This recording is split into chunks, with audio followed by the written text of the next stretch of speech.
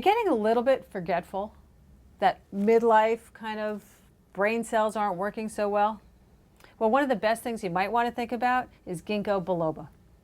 I'm Sarah Heiner, president of Bottom Line Publications, and this is our conversation with the experts, where we get the answers to your tough questions from our leading experts. Today, I'm speaking to Dr. Andrew Rubman, a leading naturopathic physician and the medical director of the Southbury Clinic in Southbury, Connecticut. Dr. Rubman is also a contributing medical editor to Bottom Line. Welcome, Andy. Hi, Sarah. All right, so Ginkgo, we talk a lot about the benefits of Ginkgo. So let's outline what Ginkgo can do for people.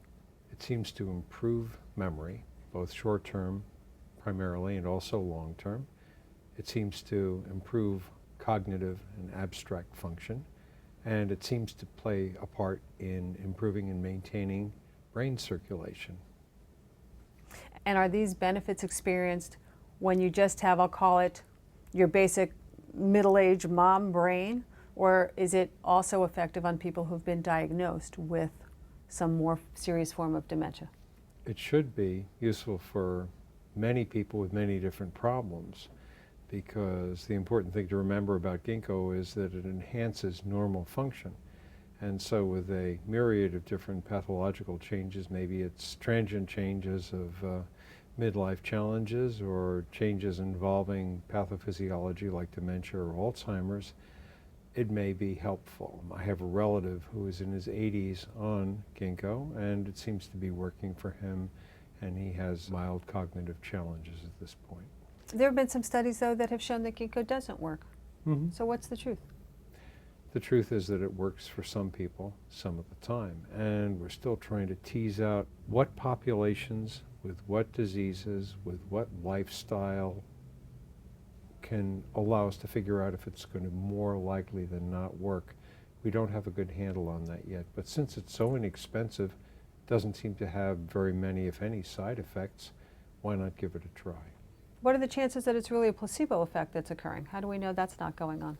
The tests that have shown efficacy have been blinded with placebo. So there is enough clinical evidence to anticipate that if it's going to work, it would work beyond placebo. So the truth of the matter is, it is working, but there may be other cofactors that nobody knows in terms of the biochemistry of the individual. Right. A lot of the mechanism of why it works is being speculated on. We don't really have that nailed down well, but it has been used over time by many populations for those issues that we discussed. So I think it's worth giving it a try. Can it be used preventatively? Possibly, yes, but it's difficult to know. Because if you use it and you don't develop a problem, how do you know if it's taking the Ginkgo or you're just abundantly healthy? The old, if the tree falls, how do you know? There you go. All right, so who should take it? And when should they take it? People who are beginning to experience senior moments. People who find themselves doing odd things like trying to make an outgoing call in the microwave. Folks like that. Take it and see if you stop being such a spacer and you can focus yourself and perform a little bit more like you expect yourself to.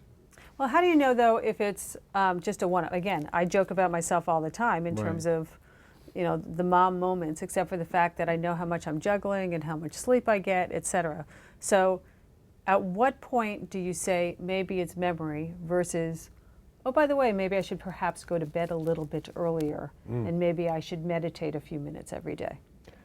Look for the obvious in your life, things that you've relied on that have decreased over time as you take on more and more, and then little by little add in those things which are interventions which are new to you. Thought about not sleeping as much as you had in the past. That's a wonderful place to start. Like with other herbs, is there any specific types of Ginkgo that you need to select off the shelf? So that, is there a whole product versus root versus leaf, or does it really not matter? I think the whole products are going to be equally useful.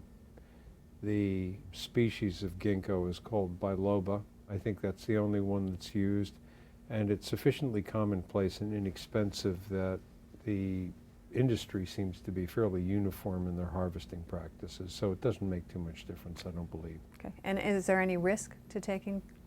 Haven't seen any. And is there anybody that needs to watch out for it because of other medicine they're on or any other conditions that they have? good point. People with chronic conditions, people who are taking polypharmacy, strong drugs, etc., should speak with their provider before they start taking ginkgo. Anything in particular? Things that affect the liver's function, statin, proton pump inhibitors, antimicrobials, biologics for autoimmune pathology like anti-rheumatoid drugs, things like that. So if you have a really bad problem, make sure you check with your provider first. Great. Thank you, Dr. Andy.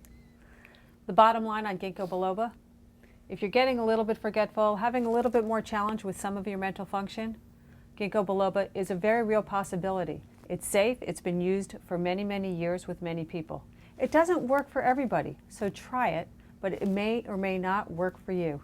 If you're taking any kind of other medications or have any other kind of diseases that you're being treated for, then be sure to talk to your medical provider before starting to take any kind of medication. This is Sarah Heiner with Bottom Line.